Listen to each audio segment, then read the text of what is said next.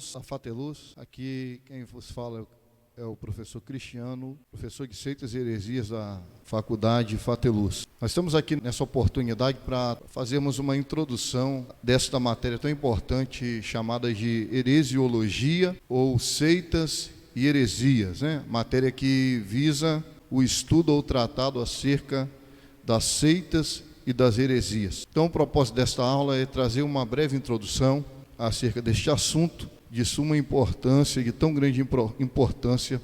Todo estudante de teologia, ele precisa também entrar nesse universo dessa matéria que tem o principal objetivo, a defesa da nossa fé. Antes de falarmos de seitas e heresias, a primeira coisa que nós precisamos tratar dentro desse assunto, numa breve introdução, é o que vem a ser religião. O que é religião? Religião é algo que faz parte do cotidiano, algo que faz parte da nossa vida, do nosso dia a dia, é algo comum.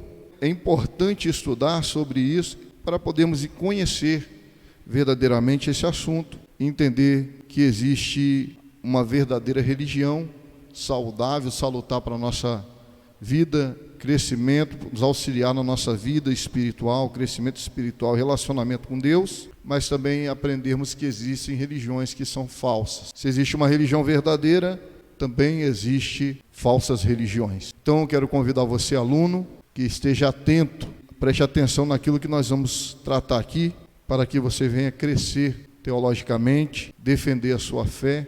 O texto áureo do apologista está em Gálatas capítulo 1, versículo 8, onde Paulo vai dizer: ainda que um anjo apareça para nós trazendo um outro evangelho, além daquele que nós temos pregado, seja anátema. Então, o texto áureo para todo apologista, para todo aquele que defende a sua fé, é Gálatas 1:8. Então, que você possa, através dessa matéria, isso possa ser bênção na sua vida, para que você, enquanto pastor, possa usar o conhecimento adquirido nesse assunto para orientar suas ovelhas, enquanto ovelha, ter subsídio para ajudar os irmãos que compartilham da mesma fé. Então, o que vem a ser a palavra religião? Como nós definimos essa palavra? Qual é a origem desta palavra? Qual é a etimologia da palavra religião? Então, o termo religião vem do latim, o termo religare, que significa ligar-se novamente. Então, se a palavra que define o termo, a palavra original já define a palavra religião como religare, algo que religa novamente, significa que alguma coisa, algum elo foi quebrado, algum laço foi quebrado, algum relacionamento foi quebrado. Então, a primeira coisa que nós vemos aqui é que a religião ela já serve como algo que vai religar. O papel fundamental da religião é restauração, é realizar restauração. Então aqui nós já aprendemos que se a religião, para ela ser salutar, ela tem que cumprir o seu papel. Ela precisa, em primeiro lugar, restaurar. Ela tem que promover restauração. Se ela já não faz isso, nós temos que observar que alguma coisa já não está correta.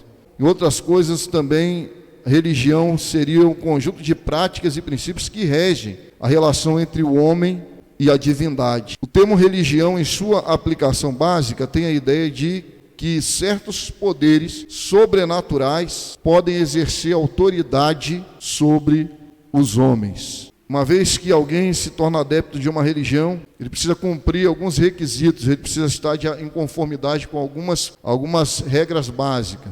Primeiro, entender que a religião possui uma função, uma finalidade. Dentre elas é fazer com que o adepto evite certas práticas, fazer certas coisas que essa religião reprova. Exige desse indivíduo realizar cumprimentos de ritos, sustentar, ele precisa crer, ele precisa ter fé nas crenças da sua religião e seguir o caminho que ela especifica. Então nós vemos que religião tem uma função de restauração, de religar, ela também possui princípios, valores éticos, e morais, para que a pessoa, aquele homem, possa estar de acordo com o padrão que a divindade daquela religião ela se agrada. Então, a religião ela faz com que o homem tenha uma experiência de mudança. Pode mudar o homem, ser uma coadjuvante no relacionamento deste homem com Deus para que haja uma mudança verdadeira na sua vida. As religiões ensinam boas regras de conduta,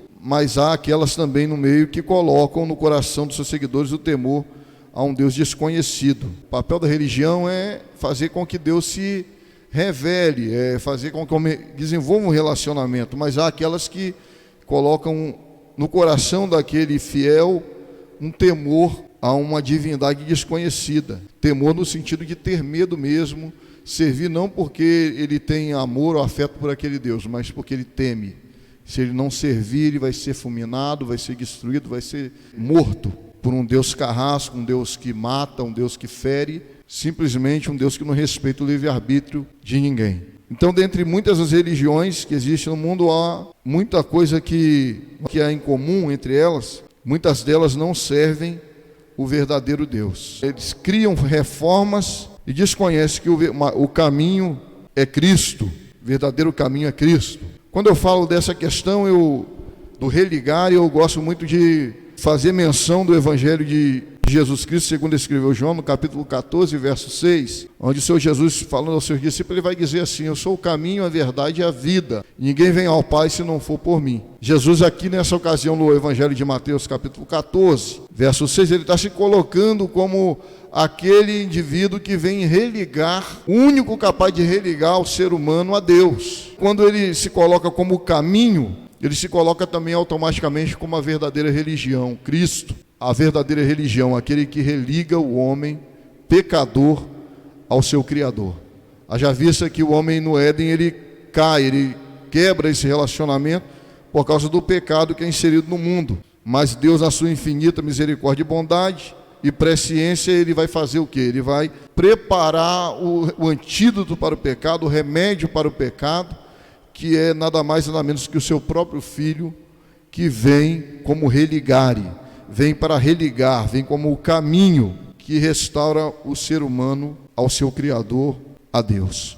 Do ponto de vista cristão, judaico, que nós cremos, assim como os judeus, em um único Deus, um único Criador. Nós cremos na Trindade, no Pai, no Filho e no Espírito Santo, um Deus composto de 3 pessoas, mas é um único Deus. Nesse contexto, nessa crença, nós trazemos uma definição de religião que diz o seguinte, que a verdadeira religião, que se existe uma religião verdadeira, na definição diz que a verdadeira religião, se existe uma verdadeira, certamente também existem falsas. A definição disso é, a verdadeira religião é aquela que através dos seus sentimentos, leva o homem caído em seus muitos pecados a voltar-se para o único e verdadeiro Deus.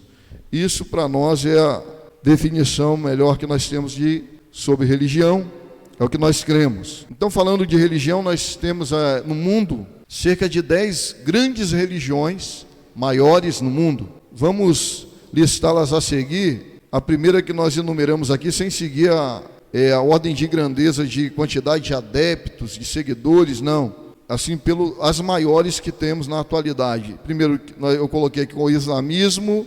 Em segundo lugar, o budismo. Veja que não é ordem de grandeza, é só questão de organização. Terceiro, judaísmo. Quarto, confucionismo. Quinto, hinduísmo. Sexto, taoísmo. Sétimo, shintoísmo. Em oitavo, sinqueísmo. Nono, zoroastrismo. E no 10º, janismo. E alguns vão colocar aqui nessa lista também o cristianismo. Meus amados, o intuito desse primeiro contato com essa doutrina, com esse estudo das seitas e heresias ou da heresiologia é trazer uma breve introdução acerca do que vem a ser religião. Para estudar seitas e heresias, precisamos entender o que é religião.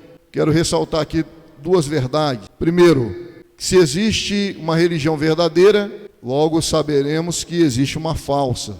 Senão não haveria motivo de fazer a distinção.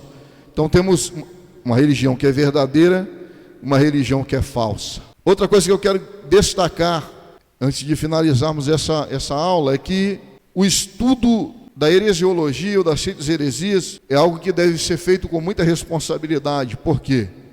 Porque se nós não tivermos muito cuidado, nós vamos ser tentados a nos colocarmos como juízes, condenar os outros que não têm a mesma fé que nós, a mesma crença que nós. Nós, em momento algum, nós somos orientados pelo nosso Deus a condenar ninguém. Mas o intuito de estudarmos é a nossa defesa própria, principalmente, e defendermos a fé que uma vez foi dada aos santos. Então você precisa conhecer primeiramente a sua fé, a sua religião, para você saber aonde você está, o terreno que você está pisando. O apóstolo Paulo vivia em meio a muitas filosofias do pensamento humano, muitos ismos do pensamento humano, era confrontado diuturnamente por muitas religiões e seitas daquela época, mas o apóstolo Paulo ele pôde dizer o seguinte: eu sei em quem eu tenho crido, eu tenho convicção. Ele está dizendo, em outras palavras, que ele tinha convicção em quem ele cria. Então, em outras palavras, ele não se abalava com o pensamento, com a filosofia daqueles que não acreditavam no Jesus que ele pregava, mas ele estava firme. Então o estudo das seitas e heresias, a heresiologia, é justamente para nós estarmos firmes e podemos ajudar aqueles que têm alguma dificuldade. Em terceiro lugar, nós estamos aqui no ambiente de estudo, no ambiente onde nós estamos tratando dessas questões no campo das ideias. Nós não estamos aqui para ofender A, B, C, colocarmos contra uma ou outra crença, não. Nós estamos aqui para estudar esse assunto sem nenhum preconceito, sem nenhum olhar de condenação, mas simplesmente que nós precisamos conhecer como teólogos os dois lados da moeda, as diversas correntes teológicas que existem. Então nós temos esse assunto maravilhoso, que é top, está fantástico, e se eu fosse você, aluno, não perderia a próxima aula. Nós vamos tratar da pluralidade religiosa. Você sabe o que é isso? Se você tem curiosidade de saber, não perca a próxima aula. Um grande abraço e fiquem com Deus.